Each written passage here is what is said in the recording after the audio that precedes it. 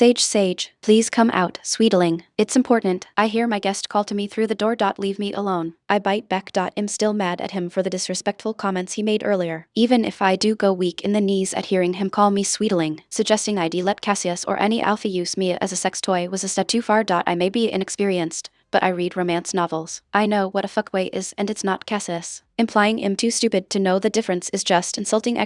Please. He's scratching at the door now and his voice is closer, his tone pleading. I'm sorry I hurt your feelings. It wasn't my intention, but we really need to talk. I crack the door, peeking through the thin strip of space to find him just on the other side of it, staring back at me with those slate eyes, unreadable emotion swirling in them. I sip air in short little gasps. Why does being so close to this man make me feel so warm? I have to fight the urge to fan myself. There you are, sweetling, he murmurs, deep and rumbly, and I feel it in my core. But his next words douse the building fire. I think we might have a problem. I heard a noise outside, so I looked out the window. I only saw her back, but someone with long black hair was running into the woods. I think she may have heard us talking or even seen me. I could be wrong, but the woman's clothes were nicer than anything the wolves in this area are wearing. I can't think of a reason anyone from the inner circle would come this far out if they weren't looking for something specific. Oh no. If she tells someone, they'll come for us. No one can find you here. I pace the room, my voice rising as I speak. What do we do? Hurry back to the pack house and pretend like nothing happened. Just go back to work as you normally would, he suggests. Don't worry about me. I can take care of myself.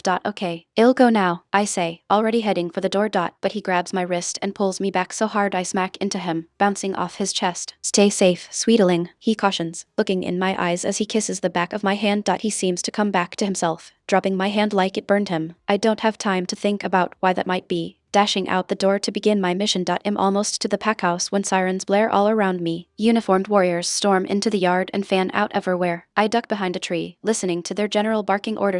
Rogues have breached the border. I want everyone on alert. Try to bring them in alive! I whirl around in a panic, heading back the way I came while dodging the guards who seem to be everywhere. People are pouring from their homes with their weapons poised, the whole pack on high alert. My body aches and I'm out of breath, but I don't stop. I can't let them catch my new friend. For both our sakes. Alaric, what's going on? I jump to my feet when my little savior bursts through the door. Some of her wounds are bleeding, the scabs torn open. She's only just starting to heal and obviously pushed herself beyond the limits her wounded body could handle. Rogues, she spits out between ragged breaths. They've breached the border. The guards are combing every inch of Blackthorn land, hunting the intruders. You have to go before they find you here!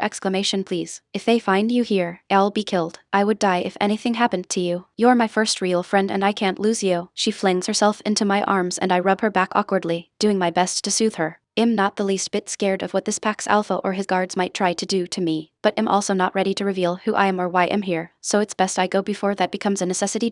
But for some reason, the idea of leaving her behind doesn't sit right with me. An alpha is meant to care for his pack, no matter who they are, and this alpha is clearly doing a shit job of that. She clings to me, so I hug her tighter, careful not to crush her broken ribs, hoping it's comforting enough that she'll be willing to let go. Instead, her little fists twist into my shirt and she sobs into my chest. It melts the ice around my stone-cold heart the tiniest bit. I don't understand why I'm so drawn to her, so reluctant to leave, but I know I have to. I'll be alright, sweetling, I reassure her. Be careful, keep yourself safe. Okay, I'll try, she agrees, leaning away to give me a shy smile. Then her nostrils flare and her smile fades. Do you smell that? What is that? It almost smells electric, like the electricity in the air before a thunderstorm. Shit. I don't even realize I've let my aura slip out until her eyes glaze over, her expression a little dazed. It would be overpowering for a young Omega like her, especially one without a wolf. I reel it back in before she gets too overwhelmed. I let her go and step away. I don't know why I lost control, but I can't risk it happening again. I don't smell anything. I lie, then send her away. You better go now, back to the pack house where it's safe. If there are rogues wandering these woods, you shouldn't be out here alone. She hesitates for a minute,